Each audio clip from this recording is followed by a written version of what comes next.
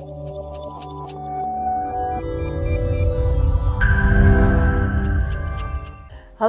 ProSpiners, kembali lagi bersama saya Shirley dari ProSpine Clinic. Kali ini podcast Spine akan membahas topik lanjutan yang kemarin tentang brace scoliosis. Dan menemani kalian selama beberapa menit ke depan, hari ini saya ditemani oleh Dr. Ruwahita Satyawati, SPKFR, konsultan. Gimana kabarnya nih, Dok? Baik, Bu, sehat. Mudah-mudahan ProSpiner semuanya juga sehat ya, Bu ya. Betul, puji Tuhan. Nah, Dok, kali ini kita akan membahas sebuah topik yang menarik, lanjutan dari yang kemarin ya, Dok ya, yaitu tentang brace scoliosis. Oh iya, kayak janji saya ya. Ya, janjinya dokter nih, iya. ditagih nih. Iya, Ditagih siap. nih, iya. Agar lebih detail ya, Dok ya. Betul. Nah, bicara mengenai brace scoliosis, apa sih sebenarnya brace itu sendiri ya, Dok ya? Oke. Tentang kata brace ya, bahasa lainnya atau padan katanya adalah ortesa. Itu secara umum menyebutkan kepada alat bantu. Jadi untuk setiap kasus atau setiap masalah yang menurut dokter rehabilitasi medik membutuhkan alat bantu, maka kami akan memberikan ortesa atau brace. Contohnya nih ya, contohnya dulu yang lain dulu ya. Contohnya lututnya sakit nih, habis cedera gitu ya. Kita bisa memberikan brace untuk lutut. Jadi untuk skoliosis Bu ada juga ya brace-nya. Iya. Nah, ngomong-ngomong berarti mereka harus pakai ya, Dok ya, brace scoliosis itu. Iya, pada keadaan tertentu ya. Nah, sakit apa enggak ya, Dok ya? Harusnya sih Bu terasa tidak enak, tapi tidak boleh sakit. Jadi memang karena mengoreksi tentunya ya memberi rasa tidak nyaman karena tidak terbiasa. Tetapi kalau brace itu tepat, tidak akan sakit. Oh, ya. Terus cara kerjanya gimana, Dok? Oke, kalau tentang ini mesti kembali dulu tentang skoliosis itu apa ya. Masih ingat nggak ya ProSpiners ya? Sebenarnya pada saat podcast yang lalu tentang skoliosis saya sudah jelaskan bahwa yang disebut skoliosis itu adalah lengkungan ke samping. Ingat nggak tangan saya waktu itu nyontohin ya? Lengkungan ke samping dari tubuh kita. Jadi kalau tulang belakang kita dilihat dari depan harusnya lurus. Tapi kalau kemudian ada skoliosis dia ada lengkungan ke samping yang lebih dari 10 derajat. Nah, kalau kemudian membutuhkan brace, maka cara kerja brace-nya ini itu ada titik-titik yang menjadi tumpuan. Nomor 1 itu di ujungnya skoliosis ditekan, sementara ujung-ujung yang lain ditahan. Jadi karena di sini ditahan, di sini ditekan, dia bisa ngoreksi. Jadi skoliosis brace itu Bu, ya fungsinya ada 2 macam. Yang memungkinkan satu bisa korektif seperti tadi ngoreksi begini ya. Tapi ada hal-hal tertentu lagi yang memang tidak mungkin lagi dikoreksi, maka itu namanya akomodatif. Begitu Bu. Ya, jadi ada brace skoliosis yang korektif, ada brace skoliosis yang akomodatif. Seperti itu. Oke. Iya. Nah, tadi dokter sudah jelaskan kalau brace scoliosis itu ada beberapa varian kan, Dok ya. Betul. Nah, apakah memakai brace ini bagian dari terapi skoliosis itu sendiri, Dok? Betul sekali. Nah, saya mesti ingatkan lagi ya, yang belum nonton podcast kami yang lalu biar paham Bu, sebaiknya nonton gitu ya. Tapi oke lah, saya ulang lagi ya, barangkali belum sempat tapi nanti harus loh ya. Oke. Jadi sekali lagi, skoliosis itu Bu ya, lengkungan ke samping bisa disertai putaran atau tidak dari tulang belakang kita kalau dilihat dari depan ya. Pembagiannya dari terapinya berdasarkan besar kecilnya si skoliosis Bu Shirley ya. Kalau skoliosisnya masih kecil, kurang dari 20 derajat, tidak perlu brace. Nah, brace diperlukan kalau skoliosisnya sudah lebih dari 20, kalau mau nawar lah, orang Indonesia sekali lagi tukang nawar. Bolehlah 25 ya sampai 40, nawar lagi sampai 45. Jadi sekali lagi ya, di bawah 25-20 masih boleh dengan exercise dan terapi lainnya. Tetapi antara 25 sampai 40 atau kalau mau nawar sampai 45 harus dibantu brace. Tapi kalau sudah lebih dari 45 sudah mesti mikir tentang operasi, konsul ke dokter orto. Jadi itu Bu, pembagiannya kapan skoliosis itu membutuhkan brace dan kapan tidak, begitu ya. Tapi yang saya mesti ingatkan ini, itu pun bergantung kapan ketemunya, gitu ya. Jangan sampai ketemunya sudah jadi 50, ya lain.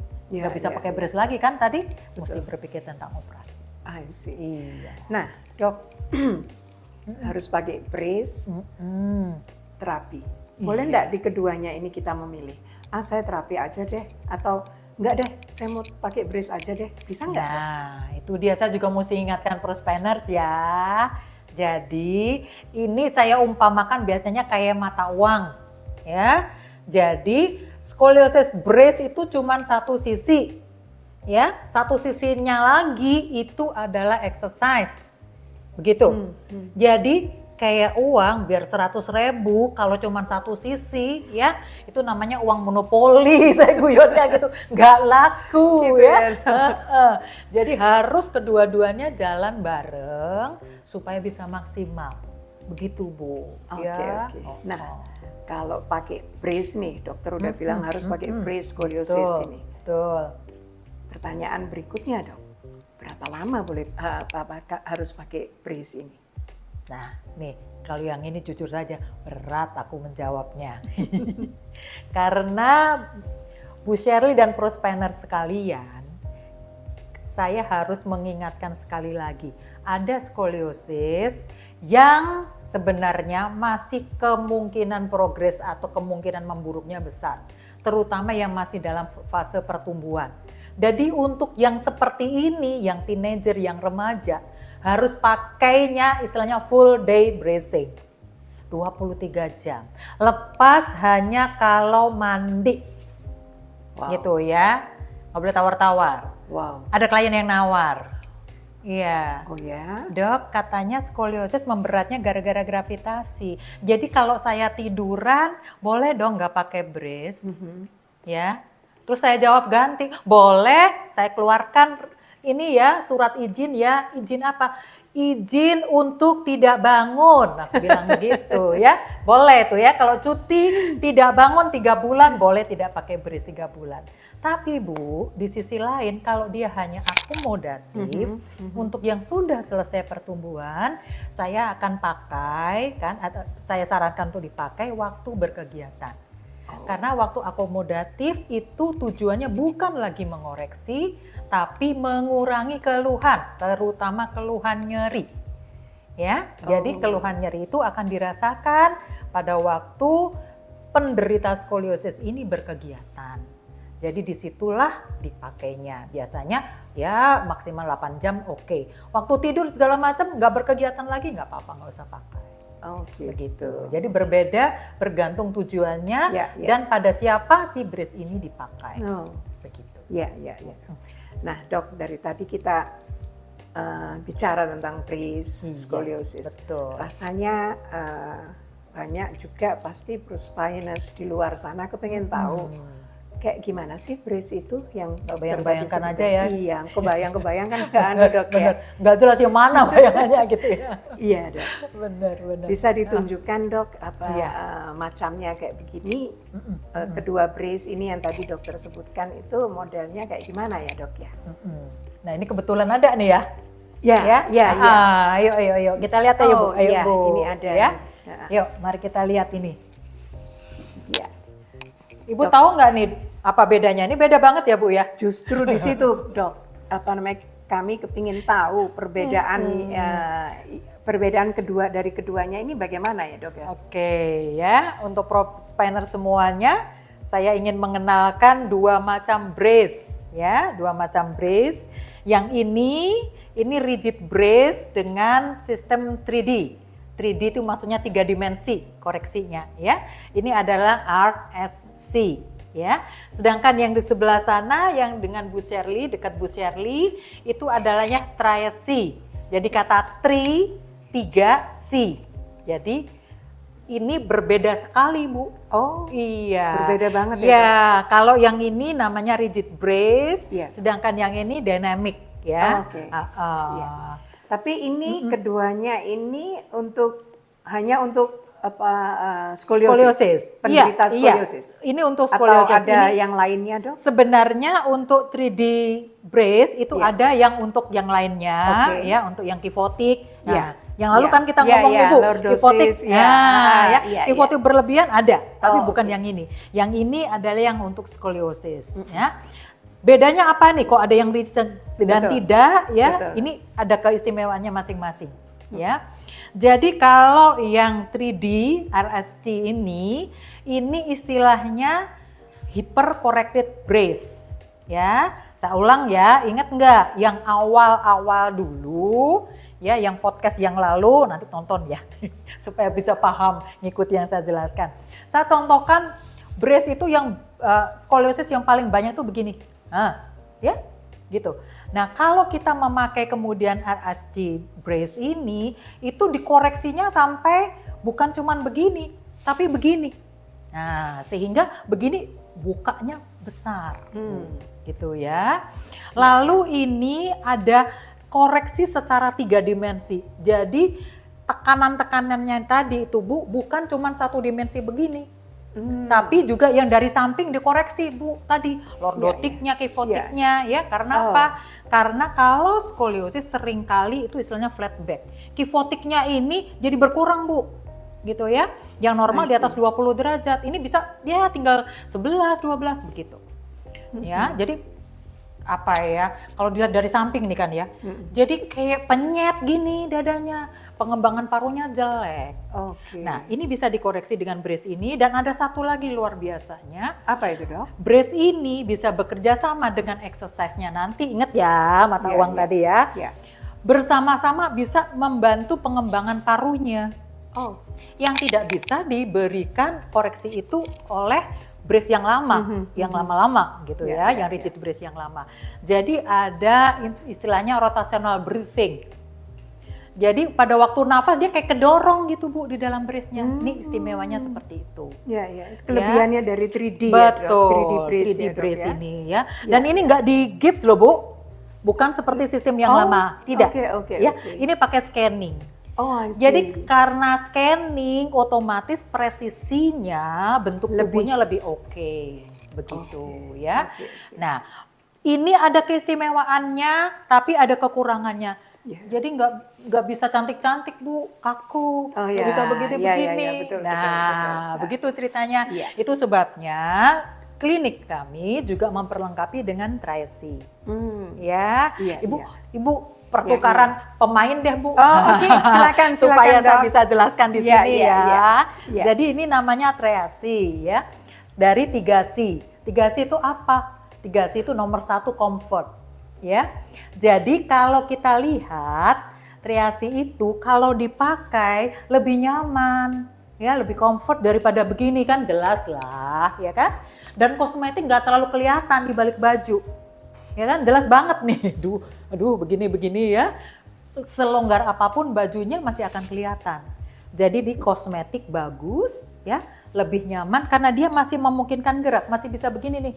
Kalau pakai ini Bu, ya, karena ini ada wire-nya, jadi ini bisa gerak, ya, bisa gerak, jadi bisa ke depan, ke samping juga bisa dikit-dikit, berbeda sekali dengan yang rigid brace, yang nggak bisa. 3D ini ya dok ya. Betul ya, meskipun koreksinya besar.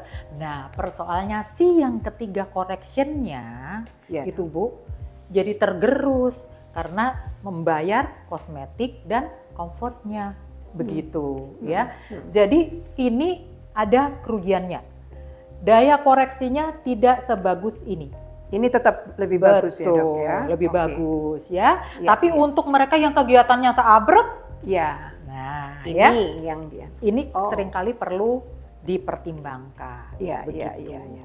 ya. Artinya ketika berkegiatan sebaiknya pakai yang triasi ini ya dok ya? Nah, mesti ngomong lain lagi nih Bu ya. Oh gitu. Jadi kan ada pernah yang nanya Bu, dok, kapan sih dokter nyarankan pakai triasi? Kapan sih dokter? Iya, Ya, betul, gitu ya dok. Bu ya. Betul. Itu sering banget ditanya ya, ngapain yang ini dokter sarankan itu kok beda? Saya kok enggak gitu Iya, misalnya dok, ya. betul. Oke, saya beritahu ya Bu Iya, ya. dok. Jadi brace ini karena keistimewaannya tadi masih bisa melengkungkan segala macam, tapi koreksinya kurang, saya akan berikan kepada yang memang aktivitasnya banyak. Oh, Ya, oke, biasanya teenager itu Iya. asalkan tepat ya, Iya, antara iya. 20 sampai 45 ya, nggak boleh nawar ya. Dan Iya, dok. memang berkegiatan banyak ya, kami punya cukup banyak Bu ya, atlet-atlet ya, punya atlet panahan, atlet golf, bahkan go-kart gitu ya. Ya bisa nangis seperti yang cerita saya lalu Iya, nanti iya, tari saban iya, itu nggak iya, mau ya. iya. Jadi biasanya saya sarankan pakai ini. Oh, oke. Tapi karena daya koreksinya kurang, ya kalau diperlukan ya saya bilang pulang tidur ke yang kaku ya supaya daya koreksinya bagus. Ya, Ya, terutama ya, ya. untuk yang masih pertumbuhan. Karena kan progresivitasnya masih banyak ya. Ya, ya, Gitu ya. Bu. Oke, Ya. oke. Menarik banget dok. Apa namanya, lihat perbedaan dari keduanya ya dok ya. Iya. Nah, kita kayaknya mesti balik duduk lagi Gitu dok. ya Bu karena ya. saya Kalau mau berdiri nanya. nanti Capek sakit ya. dok. Iya dok. Betul, iya. Nah dok, ini tadi dokter sudah menceritakan begitu jelasnya ya dok ya. Nah dari pengalaman selama ini dok, ketika dokter menganjurkan pakai baik triasi maupun yang rigid brace ya dok ya, apa yang menjadi ini ya dok ya, pengalaman dari ketika dokter memberikan saran yang cukup berkesan buat buat ya. mereka. Iya. Kalau mau banyak ada Bu, Jangan, ntar 3 hari ya jangan. Bu ya. Jangan. Nggak guyon 1, ya. 2 aja deh. Oke ya, saya beri 1 yang berkesan buat saya untuk triasi Iya, dan dok. ini ada 2 ya yang Oke. untuk Rigo ya karena Iya. ini yang untuk komparasinya biar lebih jelas. Oke. Iya, dok. Yang triasi itu saya ingat ada emak-emak Bu, Oh. 81 tahun ya. Wow. Dia sudah tahu kalau dia punya skoliosis sejak muda, ya, punya skoliosis sejak muda. Nah, dia ini kegiatannya sekarang jaga toko, anaknya usaha toko, ya. Nah, masalahnya kemudian, ya, makin usia tambah, makin sakit, ya, back pain, ya. Ntar kita lain kali ngobrol tentang back pain deh Bu ya. Boleh, boleh. Gitu ya. Menarik ini. Nah, terus anaknya bawalah ke konsultasi ke saya, gitu ya Bu ya. Ya, Dan saya harus ingatkan ya, kalau masih pertumbuhan, seringkali skoliosisnya besar di atas, yang seperti saya contohkan tadi. Tapi kalau sudah degeneratif atau sudah menopause, ya sudah mulai lansia, itu skoliosisnya besar di bawah. Padahal dia masih perlu jaga toko. Nggak kuat jaga toko rata-rata 6 jam Bu. betul. Nggak kuat gitu ya. Jadi akhirnya saya buatkan triasi. Ya syukur puji Tuhan Bu, dia senang sekali ya karena habis itu dia bisa jaga toko anaknya. Ya, yang saya mau ingatkan adalah balik lagi ya rehab itu fungsi ya. Pasti si emak udah tahu saya nggak bisa ngoreksi sudutnya, nggak perlu dok. Yang penting saya nggak sakit, bisa jaga toko anaknya itu Bu. Yang triasi ya. Bagi saya tuh luar biasa, saya Sangat sampai berkesan sekarang. ya, dok, Iya, karena dia telepon Bu, dok enak, gitu ya. Tapi memang saya tetap ingatkan, latihannya ya Mak, tetap latihannya harus. Nggak bisa ditinggalin. Nggak bisa, mata uang lagi Bu, ntar gak laku. Setuju dok. Oke ya. Sedangkan sekarang kalau yang Rigo. 3D, Nah, Rigo ini aku bikin komparasi ya Bu, kurang lebih sebetulnya besar sudutnya sama. Ya. Yang satu sudah umur 25 tahun, termasuk mirip yang cerita kita yang lalu Bu. Suruh pakai brace nggak mau segala macam ya. Kan? Sekarang nyeri ya. Nyeri datang. Jadi dia menggebu-gebu, dia tahu saya sudah salah dok. Yang lalu saya nggak nurut dok, exercise nggak kerjain dok. Ya. Jadi dia pakai Rigo Brace ini semangat 45 sekali. Ya. Sementara yang satunya 14 tahun Bu. Ya kan? Kurang lebih sudutnya sama. Ya tapi ini teenagernya begitu. Pakai brace-nya males, inget ya. Kalau yang teenager mestinya full day kan Bu. Betul. Ya, betul. 23 jam. Dia males. Exercise-nya juga males. Giliran 1 bulan kemudian saya ronsen. Yang 25 derajat ini yang teorinya sudah selesai pertumbuhan. Seharusnya koreksinya lebih jelek, jadinya koreksinya lebih bagus. Ya. Sementara yang ini kurang bagus. Saya bilang, sini, nih rapotmu. Ya, saya ngomongnya kayak begitu. Gampang. Kamu pakai brace-nya rutin apa enggak, ya, exercise-nya rutin apa enggak, ketahuan dari daya koreksinya.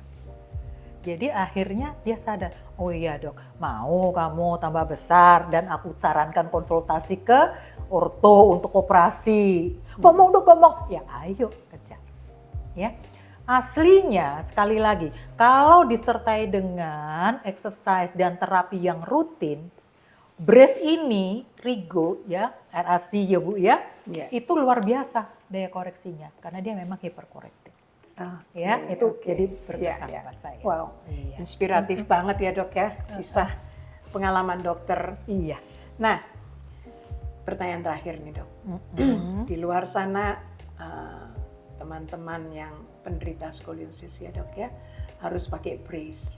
Nah, dokter bisa nggak kasih pesan lah buat mereka dok, yang membuat mereka tetap semangat kayak begitu? Baik, buat pro spiner semuanya ya, saya bagi 2 ya Bu ya. Iya dok. Yang sudah tahu skoliosis dan besar sudutnya antara 25 sampai 45 tapi belum pakai brace, mudah-mudahan podcast kali ini akan menolong untuk bisa ya mengerti. Oh iya, saya ternyata harus pakai brace kalau ingin maksimal terapinya. Ya, tetapi yang sudah memakai brace, ayo dengan pemahaman yang ada ditambah dengan pemahaman lewat podcast ini, saya menggugah untuk semangat tetap pakainya sesuai saran dokter. Dokter sarankan full day, ayo kerjakan. Dokter sarankan selama beraktivitas, ayo kerjakan. Ya, saya berjanji klinik kami akan terus mendampingi. Ya, bersama kita bisa mengatasi masalah itu. Iya dok ya, sangat menarik banget nih pembicaraan kita pada kali ini. Nah, buat teman-teman pro spiners di luar sana, ya semoga dengan mendengarkan podcast kali ini sudah nggak penasaran lagi ya, bisa membedakan brace yang terbaik buat kalian yang sedang menderita skoliosis. Baik, sekian dulu podcast Spine episode kedua kali ini. Dan teman-teman pro spiners yang menonton, saya himbau untuk tetap bisa mengikuti pembahasan topik berikutnya. Dan bagi mereka yang masih ingin bertanya ataupun ada topik yang menarik yang berkaitan dengan podcast kita, silahkan bisa menulis di kolom komentar di bawah ini. Tapi jangan lupa subscribe YouTube kami ya. Baik, saya Shirley dan Dr. Wahita SPKFR konsultan mengucapkan terima kasih banyak dan kita akan jumpa di kali berikutnya. Stay safe and stay healthy. Bye.